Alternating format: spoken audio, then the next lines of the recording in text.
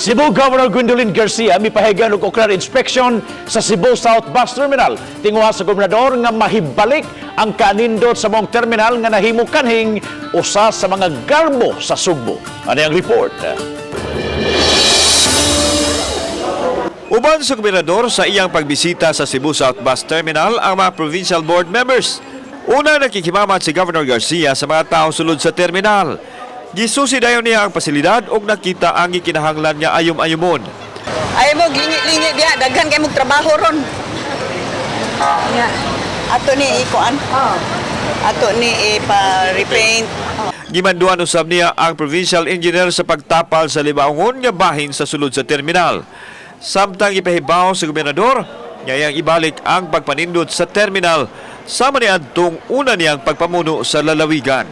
Katong sa una unta, as I said, this was the pride of the South.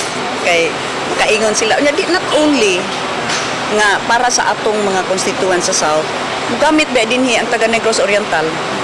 Animan mo agi. So, they only had good words about our South Bus Terminal. Lakip sa gisulod ni Garcia ang mga comfort rooms. Hiroon nakita sa gobernador nga hinlura ang pasilidad ubos sa bag-ong nagdumala sa terminal nga si Carmen Quijano. Oh, I would have to commend Carmen Quijano, usara ka buwan pa siya dinhi. Apan nalimpyo ang terminal. Of course, ang kaning sa mga nangapakpak nga pintal, wa siya mahimo ana. Pero mabitutong isod gyud ko sa mga banyo kay bisan patuod og ang uban nga guba ng mga pultahan unya nagi dako kay kakuwangan sa pag-improve unta nato, pag-maintain ana, pero limpyo gud kaayo. Gawa sa kalimpyo, tutukan usab ni Garcia ang seguridad ug ang performance sa mga gawani.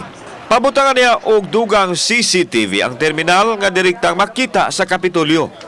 Samtang ipahibaw ni Provincial Treasurer Attorney Roy Salobre nga misaka ang kita sa terminal. Gikan kini sa bayad sa parking ug gikan sa mga migamit sa comfort room. Ang atong income for total lang sa South Bus Terminal as of this day, July 30, or yesterday, 31 naman dito ron, is 5,893,188.73. So, for 30 days pa ni siya. And then, atong i-compare siya sa June last year, I mean June previous month, nga ang ilang income is 5,549,000.75.